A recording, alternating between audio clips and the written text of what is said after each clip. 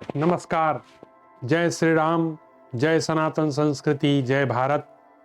मित्रों, आप सभी लोगों का मेरे चैनल राष्ट्रवादी सनातन भारत में एक बार पुनः फिर स्वागत है। अभी हम लोग महाभारत के द्रोणाचार्य पर्व के अंतर्गत जयद्रथ वध के कथा का आस्वादन कर रहे हैं और हम कथा को आगे बढ़ाते हैं। कथा को आगे बढ़ाने से पहले हम लोग जो है थीम सॉन्ग को सुन लें, उसके बाद कथा को आगे बढ़ाएंगे। महाभारत, भारत का गौरवशाली इतिहास। हम कथा सुनाते पांडव सकल महान की, यह महाभारत है पुण्य कथा श्री भगवान की। जम्बू दीपे भरत खंडे आर्यावर्ते भारतवर्षे, एक नगरी है विख्यात हस्तिनापुर नाम की।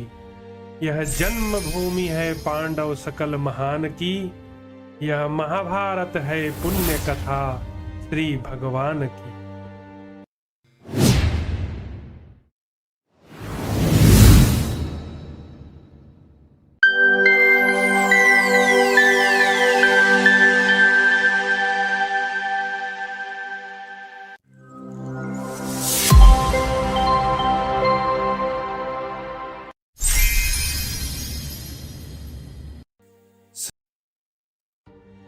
महाभारत। तो हम लोग कथा में वापस आते हैं। 94वां अध्याय, उसका शीर्षक है दुर्योधन का उपालंभ सुनकर द्रोणाचार्य का उसके शरीर में दिव्य कवच बांधकर उसी को अर्जुन के साथ युद्ध करने के लिए भेजना। संजय कहते हैं, राजन, तदनंतर जब कुंती कुमार अर्जुन सिंधुराज जयद्रथ का वध करने की इच्छा से द्रोणाचार्य और कृतवर्मा का दुस्तर सेना व्यूह भेदन करके आपकी सेना में प्रविष्ट हो गए और सव्यसाची अर्जुन के हाथ से जब काम्बोज राजकुमार सुदक्षिण था पराक्रमी सुतायुध मार दिए गए तथा जब सारी सेनाएं नष्ट भ्रष्ट होकर चारों ओर भाग खड़ी हुई, उस समय अपनी संपूर्ण सेना में भगदड़ मची देख आपका पुत्र दुर्योधन बड़ी उतावली के साथ एकमात्र रथ के द्वारा द्रोणाचार्य के पास गया और उनसे मिलकर इस प्रकार बोला। क्या बोला दुर्योधन? हे गुरुदेव, पुरुष सिंह अर्जुन हमारी इस विशाल सेना को मत कर व्यूह के भीतर चला गया। अब आप अपनी बुद्धि से विचार कीजिए कि इसके बाद अर्जुन के विनाश के लिए क्या करना चाहिए। इस भयंकर नरसंहार में जिस प्रकार भी पुरुष सिंह जयद्रथ न मारे जाएं, वैसा उपाय कीजिए, आपका कल्याण हो। हमारा सबसे बड़ा सहारा आप ही हैं। जयद्रथ दुर्योधन का बहनोई था, जो दुशाला थी उसका पति था, इसलिए दुर्योधन का पर्सनल इंटरेस्ट भी था जयद्रथ को बचाने में। जैसे सहसा उठा हुआ दावानल सूखे घास फूस अथवा जंगल को जलाकर भस्म कर देता है, उसी प्रकार यह धनंजय रूपी अग्नि कोप रूपी प्रचंड वायु से प्रेरित हो मेरे सैन्य रूपी सूखे वन को दग्ध किए देती है। शत्रुओं को संताप देने वाले आचार्य, जब से कुंती कुमार अर्जुन आपकी सेना का व्यूह भेद कर आपको भी लांग कर चले गए, तब से जयद्रथ की रक्षा करने वाला योद्धा महान संशय में पड़ गए हैं। ब्रह्मवेत्ताओं में श्रेष्ठ गुरुदेव, हमारे पक्ष के नरेशों को यह दृढ़ विश्वास था कि अर्जुन द्रोणाचार्य के जीते जी उन्हें लांग लांग कर सेना के भीतर नहीं घुस सकेगा, परंतु महातेजस्वी वीर, आपके देखते देखते वह कुंती कुमार अर्जुन आपको लांग कर व्यूह में घुस गया। इससे मैं अपनी इस सारी सेना को व्याकुल और विनष्ट हुई सी मानता हूँ। अब मेरी सेना का अस्तित्व नहीं रहेगा। ब्राह्मण महाभाग, मैं जानना चाहता हूँ कि आप पांडवों के हित में तत्पर रहने वाले हैं, इसलिए अपने कार्य की गुरुता का विचार करके मोहित हो रहा हूँ। हे विप्रवर, मैं यथाशक्ति आपके लिए उत्तम जीविका वृत्ति की व्यवस्था करता रहा हूँ और अपनी शक्ति भर आपको प्रसन्न करने की चेष्टा करता रहा हूँ, परंतु इन सब बातों को आप याद नहीं रखते। अब दुर्योधन याद दिला रहा है द्रोणाचार्य को कि आपने मेरा अन्न खाया है, कर्जा कौन चुकाएगा। ऐसा है यह सठ दुर्योधन। अमित पराक्रमी आचार्य, हम आपके चरणों में सदा भक्ति रखते हैं, तो भी आप हमें नहीं चाहते, और जो सदा हम लोगों का प्रिय करने में तत्पर रहते हैं, उन पांडवों को आप निरंतर प्रसन्न रखते हैं। पक्षपात का आरोप लगा रहा है। हमसे ही आपकी जीविका चलती है, तो भी आप हमारा ही अप्रिय करने में संलग्न रहते हैं। मैं नहीं जानता कि आप शहद में डूबे हुए छुरे के समान हैं, कह रहा है दुर्योधन द्रोणाचार्य को। जिस थाली में गुरुदेव खाते हो, उसी में छेद कर रहे हो। यदि आप मुझे अर्जुन को रोके रखने का वर न देते, तो मैं अपने घर को जाते हुए सिंधुराज जयद्रथ को कभी मना नहीं करता। मुझ मूर्ख ने अपने आपसे संरक्षण पाने का भरोसा करके सिंधुराज जयद्रथ को समझा बुझा कर यहीं रोक लिया, और इस प्रकार मोहवश मैंने उन्हें मौत के हाथ में सौंप दिया है। मनुष्य यमराज की दाढ़ों में पड़कर भले ही बच जाए, परंतु रणभूमि में अर्जुन के वश में पड़े हुए जयद्रथ के प्राण नहीं बच सकते। लाल घोड़े वाले आचार्य, आप कोई ऐसा प्रयत्न कीजिए जिससे सिंधुराज जयद्रथ मृत्यु से छुटकारा पा सके। मैंने आर्त होने के कारण जो प्रलाप किए हैं, उनके लिए क्रोध न कीजिएगा। जैसे भी हो सिंधुराज की रक्षा कीजिएगा। द्रोणाचार्य ने तब कहा, क्या कहा? अभी ठंड बहुत बढ़ गई है। मैं वैसे ताइवान में रहता हूँ, लेकिन अभी यहाँ पे ठंड जो है, अभी 15-16 डिग्री टेम्परेचर है, इसीलिए आप मुझे उन्हीं कपड़े में देख रहे हैं। तो अभी भारतवर्ष में भी ठंड का माहौल है, उत्तर भारत में, तो यहाँ भी ठंड पड़ रहा है। द्रोणाचार्य ने कहा, राजन, तुमने जो बात कही है उसके लिए मैं बुरा नहीं मानता, क्योंकि तुम मेरे लिए अश्वत्थामा के समान हो। परंतु जो सच्ची बात है वह तुम्हें बता रहा हूँ, ध्यान देकर सुनो। दुर्योधन श्री कृष्ण अर्जुन के श्रेष्ठ सारथी हैं, तथा उनके उत्तम घोड़े भी तेज चलने वाले हैं। इसलिए थोड़ा सा भी अवकाश बनाकर अर्जुन तत्काल सेना में घुस जाते हैं। क्या तुम देखते नहीं हो कि मेरे चलाए हुए बाण समूह शीघ्रगामी अर्जुन के रथ के एक कोस पीछे पड़े हैं। मैं बूढ़ा हो गया, अतः अब मैं शीघ्रता पूर्वक रथ चलाने में असमर्थ हूँ। इधर मेरी सेना के सामने यह कुंती कुमारों की भारी सेना उपस्थित है। ये महाबाहो, मैंने क्षत्रियों के बीच में यह प्रतिज्ञा की है कि समस्त धनुर्धरों के देखते देखते युधिष्ठिर को कैद कर लूंगा। नरेश्वर, इस समय युधिष्ठिर अर्जुन से रहित होकर मेरे सामने खड़े हैं। मेरे ऐसी अवस्था में मैं व्यूह द्वार छोड़कर अर्जुन के साथ युद्ध करने के लिए नहीं जाऊंगा। तुम्हारे शत्रु अर्जुन भी तो तुम्हारे जैसे ही कुल और पराक्रम से युक्त हैं। इस समय वे अकेले हैं और तुम सहायकों से संपन्न हो। वे राज से च्युत हैं, तुम इस संपूर्ण जगत के स्वामी हो, अतः डरो मत, जाकर अर्जुन से युद्ध करो। तुम राजा सूरवीर विद्वान युद्ध कुशल हो। वीर, तुमने ही पांडवों के साथ बैर बांधा है, अतः जहां कुंती कुमार अर्जुन गए हैं, वहां उनसे युद्ध करने के लिए स्वयं ही शीघ्रता पूर्वक जाओ। तब दुर्योधन बोला, क्या बोला? हे आचार्य, आप संपूर्ण शस्त्रधारियों में श्रेष्ठ हैं। जो आपको भी आगे लांघ कर बढ़ गया है, वह अर्जुन मेरे द्वारा कैसे रोका जा सकता है? युद्ध में वज्रधारी इंद्र को भी जीता जा सकता है, परंतु समरांगण में शत्रुओं की राजधानी पर विजय पाने वाले अर्जुन को जीतना असंभव है। जिसने भोजवंशी कृतवर्मा तथा देवताओं के समान तेजस्वी आपको भी अपने अस्त्र के प्रताप से पराजित कर दिया, श्रुतायु का संहार कर दिया। काम्बोज राज सुदक्षिण था राजा श्रुतायुध को मार डाला। श्रुतायु, अच्युतायु तथा सहस्रों मलेच्छ सैनिकों को भी प्राण ले लिए। युद्ध में अग्नि के समान शत्रुओं को दग्ध करने वाले और अस्त्र शस्त्रों के ज्ञाता उस दुर्धर्ष वीर पांडु पुत्र अर्जुन के साथ मैं कैसे युद्ध कर सकूंगा? यदि आज युद्ध स्थल में आप अर्जुन के साथ मेरा युद्ध करना उचित मानते हैं तो फिर मैं एक सेवक की भांति आपकी आज्ञा के अधीन हूं। आप मेरे यश की रक्षा कीजिए। तब द्रोणाचार्य कहते हैं, दुर्योधन तुम ठीक कहते हो, अर्जुन अवश्य दुर्जय वीर है, परंतु मैं एक ऐसा उपाय कर दूंगा जिससे तुम उसका वेग सह सकोगे। आज संसार के संपूर्ण धनुधर भगवान श्री कृष्ण के सामने ही कुंती कुमार अर्जुन को तुम्हारे साथ युद्ध में उलझे रहने की अद्भुत घटना देखें।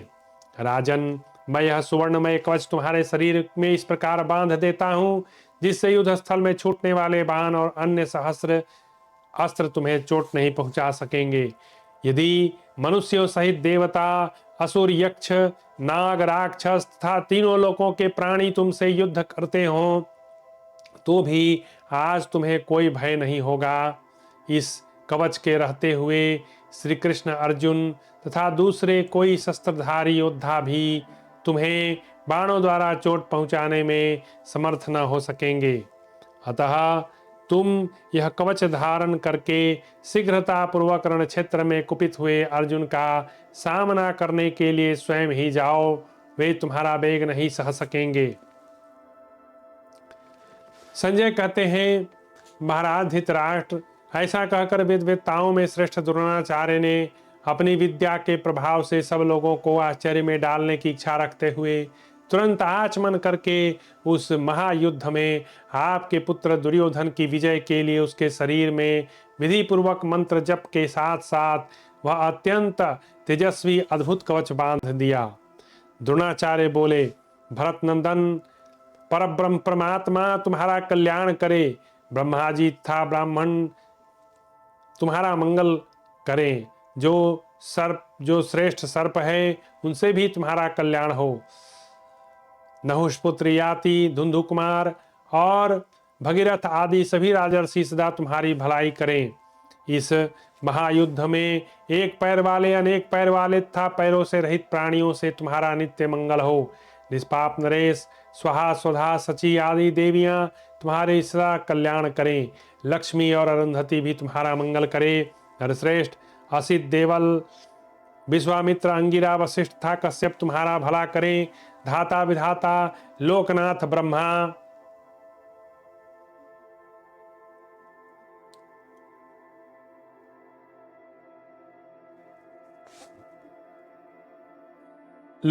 ब्रह्मा, दिशाएं, दिक्पाल तथा षडानन, कार्तिकेय भी तुम्हारा कल्याण करें। भगवान सूर्य सब प्रकार से तुम्हारा मंगल करें। चारों दिग्गज पृथ्वी, आकाश और ग्रह तुम्हारा भला करें। राजन, जो सदा इस पृथ्वी के नीचे रहकर इसे मस्तक पर धारण करते हैं वे परम श्रेष्ठ भगवान शेषनाग तुम्हें कल्याण प्रदान करें। गांधारी नंदन, प्राचीन काल की बात है, वृत्रासुर ने युद्ध में पराक्रम पूर्वक सहस्रों श्रेष्ठ देवताओं के शरीर को विदीर्ण करके उन्हें परास्त कर दिया था।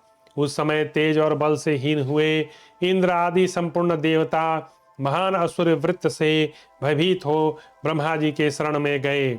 देवता बोले, देव प्रवर सुरश्रेष्ठ वृत्रासुर ने जिन्हें सब प्रकार से कुचल दिया है, उन देवताओं के लिए आप आश्रयदाता हो, महान भय से हमारी रक्षा करें। तब अपने पास खड़े हुए भगवान विष्णु तथा विषाद में भरे हुए इंद्र आदि श्रेष्ठ देवताओं से ब्रह्मा जी ने यह यथार्थ बात कही। देवताओं, इंद्र आदि देवता और ब्राह्मण सदा ही मेरे रक्षणीय हैं, परंतु वृत्रासुर का जिससे निर्माण हुआ है वह त्वष्टा प्रजापति का अत्यंत दुर्धर्ष तेज है। देवगण, प्राचीन काल में त्वष्टा प्रजापति ने 10 लाख वर्षों तक तपस्या करके भगवान शंकर से वरदान पाकर वृत्रासुर को उत्पन्न किया था। वह बलवान शत्रु भगवान शंकर के ही प्रसाद से निश्चय ही तुम सब लोगों को मार सकता है। अतः भगवान शंकर के निवास स्थान पर गए बिना उनका दर्शन नहीं हो सकता। उनका दर्शन पाकर तुम लोग वृत्रासुर को जीत सकोगे। अतः शीघ्र ही मंदराचल को चलो, जहाँ तपस्या के उत्पत्ति स्थान दक्ष विनाशक तथा भगदेवता नेत्रों का नाश करने वाले सर्वभूतेश्वर पिनाकधारी भगवान शिव विराजमान हैं। तब एकत्र हुए उन सब देवताओं ने ब्रह्मा जी के साथ मंदराचल पर जाकर करोड़ों सर्पों के समान कांतिमान तेजो राशि भगवान शिव का दर्शन किया। उस समय भगवान शिव ने कहा, देवताओं तुम्हारा स्वागत है, बोलो मैं तुम्हारे लिए क्या करूं। मेरा दर्शन अमोघ है, अतः तुम्हें अपने अभीष्ट मनोरथ की प्राप्ति हो। उनसे ऐसा कहने पर संपूर्ण देवता इस प्रकार बोले, देव वृत्रासुर ने हमारा तेज हर लिया है, आप देवताओं के आश्रयदाता हो। महेश्वर आप हमारे शरीरों की दशा देखिए, हम वृत्रासुर के प्रहार से जर्जर हो गए हैं, इसलिए आपकी शरण में आए हैं, आप हमें आश्रय दीजिए। तब भगवान शिव बोले, क्या बोले, हे देवताओं तुम्हें विदित हो कि यह प्रजापति त्वष्टा के तेज से उत्पन्न हुई अत्यंत प्रबल एवं भयंकर कृत्या है। जिन्होंने अपने मन और इंद्रियों को वश में नहीं किया, ऐसे लोगों के लिए इस कृत्या का निवारण करना अत्यंत कठिन है। तथापि मुझे संपूर्ण देवताओं की सहायता अवश्य करनी चाहिए। अतः इंद्र मेरे शरीर से उत्पन्न हुए इस तेजस्वी कवच को धारण करो। सुरेश्वर मेरे बताए हुए इस मंत्र का मानसिक जाप करके असुर मुख्य देवता वृत्र का वध करने के लिए इसे शरीर में बांध लो। द्रोणाचार्य कहते हैं, राजन ऐसा कहकर वरदायक भगवान शंकर ने वह कवच और उसका मंत्र उन्हें दे दिया। उस कवच से सुरक्षित हो इंद्र वृत्रासुर की सेना का सामना करने के लिए गए। उस महान युद्ध में नाना प्रकार के अस्त्र शस्त्रों के समुदाय उनके ऊपर चलाए गए, परंतु उनके द्वारा इंद्र के इस कवच बंधन की संधि भी नहीं काटी जा सकी। तदनंतर देवराज इंद्र ने स्वयं ही समरांगण में वृत्रासुर को मार डाला। उसके बाद उन्होंने वह कवच था उसे बांधने की मंत्र युक्त विधि अंगिरा को दी। अंगिरा ने अपने मंत्रज्ञ पुत्र बृहस्पति को उसका उपदेश दिया और बृहस्पति ने परम बुद्धिमान अग्निवेश्य को यह विद्या प्रदान की। अग्निवेश्य ने मुझे उसका उपदेश किया था। निवश्रेष्ठ उसी मंत्र से आज तुम्हारे शरीर की रक्षा के लिए मैं कवच बांध रहा हूं।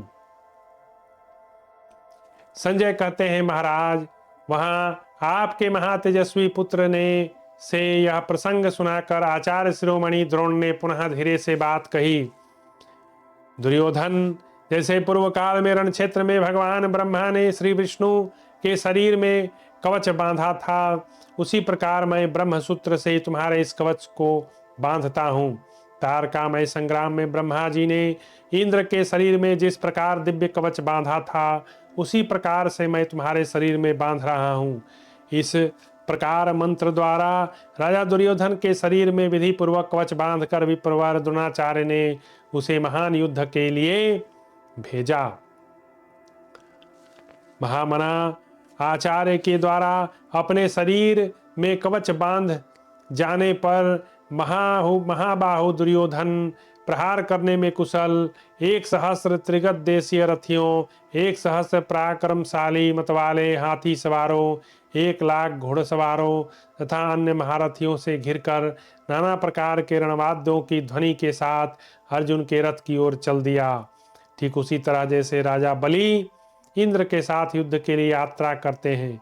हे भारत, उस समय अगाध समुद्र के समान कुरुनंदन दुर्योधन को युद्ध के लिए प्रस्थान करते देख आपकी सेना में जोर से कोलाहल होने लगा। अब अगला 95वां अध्याय है द्रोण और धृष्टद्युम्न का भीषण संग्राम तथा उभय पक्ष के प्रमुख वीरों का परस्पर संकुल युद्ध। महाभारत की जो कथा है वह ऐसी ही है। जो मेन टारगेट है यहाँ जयद्रथ है, लेकिन देख रहे हैं कि जयद्रथ के आगे जो है फौजों की जो है बहुत सारी फौजें खड़ी की हुई हैं। उसमें दुर्योधन है और द्रोणाचार्य हैं, कृतवर्मा हैं। तो दुर्योधन की सेना में जयद्रथ को यदि अर्जुन को मारना है तो इन सब को हटाकर, क्योंकि वो सबसे पीछे खड़ा है, तो अभी संजय कहते हैं हे महाराज, उस रण क्षेत्र में जब श्री कृष्ण और अर्जुन कौरव सेना के भीतर प्रवेश कर गए तथा पुरुष प्रवर दुर्योधन उनका पीछा करता हुआ आगे बढ़ गया, तब सोमको सहित पांडवों ने बड़ी भारी गर्जना के साथ द्रोणाचार्य पर वेग पूर्वक धावा किया। फिर तो वहां बड़े जोर से युद्ध होने लगा। व्यूह के द्वार पर होने वाला कौरव तथा पांडवों का वह अद्भुत युद्ध अत्यंत तीव्र एवं भयंकर था। उसे देखकर लोगों के रोंगटे खड़े हो जाते थे। राजन प्रजानाथ, वहां महामध्यकालीन जैसा वह युद्ध हुआ था वैसा ना तो मैंने कभी देखा न सुना। धृष्टद्युम्न आदि पांडव पक्षीय सब प्रहार कुशल योद्धा अपनी सेना का व्यूह बनाकर द्रोणाचार्य की सेना पर बाणों की वर्षा करने लगे। उस समय हम लोग संपूर्ण शस्त्रधारियों में श्रेष्ठ द्रोणाचार्य को आगे करके धृष्टद्युम्न आदि पांडव सैनिकों के ऊपर बाण वर्षा कर रहे थे। रथों से विभूषित हुई वे दोनों प्रधान एवं सुंदर सेनाएं हेमंत के शिशिर में उठे हुए वायुयुक्त दो महामेघों के समान प्रकाशित हो रही थी। वे दोनों विशाल सेनाएं परस्पर भिड़कर विजय के लिए बड़े वेग से आगे बढ़ने का प्रयत्न करने लगी, मानो वर्षा ऋतु में जल की बाढ़ आने से बड़ी हुई गंगा और यमुना दोनों नदियां बड़े वेग से मिल रही हों। देखिए, गंगा और यमुना की डिस्क्रिप्शन जो है हमारे महाभारत में दी हुई है। यह सब जो है बहुत प्राचीन नदियां हैं, पूजनीय हैं। तो इन नदियों में स्नान कीजिए। उस समय महान सैन्य दल से संयुक्त एवं हाथी घोड़े और रथों से भरा हुआ वह संग्राम महान मेघ के समान जान पड़ता था। नाना प्रकार के शस्त्र पुरवैया के तुल्य चल रहे थे। गदाएं विद्युत के समान प्रकाशित थीं। देखने में वह संग्राम मेघ बड़ा भयंकर जान पड़ता था। द्रोणाचार्य वायु के समान उसे संचालित कर रहे थे तथा उससे बाण रूपी जल की सहस्रों धाराएं गिर रही थी और इस प्रकार वह अग्नि के समान उठी हुई पांडव सेना पर सब ओर से वर्षा कर रहा था। जैसे ग्रीष्म ऋतु के अंत में बड़े जोर से उठी हुई भयंकर वायु महासागर में क्षोभ उत्पन्न करके वहां ज्वार का दृश्य उपस्थित कर देती है, उसी प्रकार विप्रवर द्रोणाचार्य ने पांडव सेना में हलचल मचा दी। पांडव योद्धाओं ने भी सारी शक्ति लगाकर द्रोण पर ही धावा किया, मानो पानी के प्रखर प्रवाह किसी महान पुल को तोड़ देना चाहते हों। जैसे सामने खड़ा हुआ पर्वत आती हुई जलराशि को रोक देता है, उसी प्रकार समरांगण में द्रोणाचार्य ने कुपित हुए पांडवों, पांचालों तथा कैकेयों को भी रोक रखा था। इसी प्रकार दूसरे महाबली सूरवीर नरेश भी उस युद्ध स्थल में सब ओर से लौटकर पांचालों का ही प्रतिरोध करने लगे। तदनंतर रण क्षेत्र में पांडवों सहित नरश्रेष्ठ धृष्टद्युम्न ने शत्रु सेना के व्यूह का भेदन करने की इच्छा से द्रोणाचार्य पर बारंबार प्रहार किया। आचार्य द्रोण धृष्टद्युम्न पर जैसे बाणों की वर्षा करते थे, धृष्टद्युम्न भी द्रोण पर वैसे ही वर्षा करते थे। उस समय धृष्टद्युम्न एक महामेघ के समान जान पड़ते थे। उनकी तलवार पुरवैया हवा के समान चल रही थी। वे शक्ति, प्रास एवं रिष्टि आदि अन्य शस्त्रों से संपन्न थे। उनकी प्रत्यंचा विद्युत के समान प्रकाशित थी। धनुष की टंकार मेघ गर्जना के समान जान पड़ती थी। उस धृष्टद्युम्न रूपी मेघ ने श्रेष्ठ रथी और घुड़सवारों के समूह रूपी खेती को नष्ट करने के लिए संपूर्ण दिशाओं में बाण रूपी जल की धारा और अस्त्र शस्त्र रूपी पत्थर बरसाते हुए शत्रु सेना को अप्लावित कर दिया। द्रोणाचार्य बाणों द्वारा पांडवों की जिस जिस रथ सेना पर आक्रमण करते थे, धृष्टद्युम्न तत्काल बाणों की वर्षा करके उस ओर से उसे लौटा देते थे। भारत युद्ध में इस प्रकार विजय के लिए प्रयत्नशील हुए। द्रोणाचार्य की सेना धृष्टद्युम्न के पास पहुंचकर 3 भागों में बट गई। पांडव योद्धाओं की मार खाकर कुछ सैनिक कृतवर्मा के पास गए, दूसरे जलसंघ के पास गए। से सभी योद्धा द्रोणाचार्य का अनुसरण करने लगे। रथियों में श्रेष्ठ द्रोण बार बार अपनी सेनाओं को संगठित करते और महारथी धृष्टद्युम्न उनकी सब सेनाओं को छिन्न भिन्न कर देते थे। जैसे वन में बिना रक्षक के पशुओं को बहुत से हिंसक जंतु मार डालते हैं, उसी प्रकार पांडव और संजय आपके सैनिकों का वध कर रहे थे। उस समय संग्राम में सब लोग ऐसा मानने लगे कि काल ही धृष्टद्युम्न के द्वारा कौरव योद्धाओं को मोहित करके उन्हें अपना ग्रास बना रहा है। जैसे दुष्ट राजा का राज्य दुर्भिक्ष, भांति भांति की बीमारी और चोर डाकुओं के उपद्रव के कारण उजाड़ हो जाता है, उसी प्रकार पांडव सैनिकों द्वारा विपत्ति में पड़ी हुई आपकी सेना इधर उधर खदेड़ी जा रही है। योद्धाओं के अस्त्र शस्त्रों और कवचों पर सूर्य की किरणें पड़ने से वहां आंखें चौधिया जाती थी और सेना से इतनी धूल उठती थी, इससे सबके नेत्र बंद हो जाते थे। जब पांडवों के द्वारा मारी जाती हुई कौरव सेना 3 भागों में बट गई, तब द्रोणाचार्य ने अत्यंत कुपित होकर अपने बाणों द्वारा पांचालों का विनाश आरंभ किया। पांचालों की उन सेनाओं को रौंदते और बाणों द्वारा उनका संहार करते हुए द्रोणाचार्य का स्वरूप प्रलय काल की प्रज्वलित अग्नि के समान जान पड़ता था। प्रजानाथ महारथी द्रोण ने उस युद्ध स्थल में शत्रु सेना के प्रत्येक रथ, हाथी, अश्व और पैदल सैनिकों को एक एक बाण से घायल कर दिया। भारत प्रभो, उस समय पांडवों की सेना में कोई ऐसा वीर नहीं था जो रण क्षेत्र में द्रोणाचार्य के धनुष से छूटे हुए बाणों को धैर्यपूर्वक सहन कर सके। भरत नंदन, सूर्य के द्वारा अपनी किरणों से पकाई जाती हुई धृष्टद्युम्न की सेना द्रोणाचार्य के बाणों से संतप्त हो जहां तहां चक्कर काटने लगी। इसी प्रकार धृष्टद्युम्न द्वारा खदेड़ी जाती हुई आपकी सेना भी सब ओर भाग रही थी।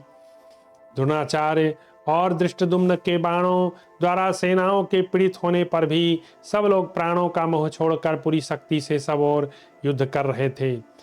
भरतभूषण महाराज, वहां युद्ध करते हुए आपके और शत्रुओं के योद्धाओं में कोई ऐसा नहीं था जिसने भय के कारण युद्ध का मैदान छोड़ न दिया हो। उस समय विंशति चित्रसेन था, महारथी विकर्ण, इन तीनों भाइयों ने कुंती पुत्र भीमसेन को घेर लिया। अवंती के राजकुमार बिंदनुबिंद तथा पराक्रमी खेम मूर्ति, ये तीनों ही आपके पूर्वोक्ता तीनों पुत्रों के अनुयायी थे। उत्तम कुल में उत्पन्न हुए तेजस्वी महारथी बहलीक राज ने सेना और मंत्रियों सहित जाकर द्रौपदी पुत्रों को रोका।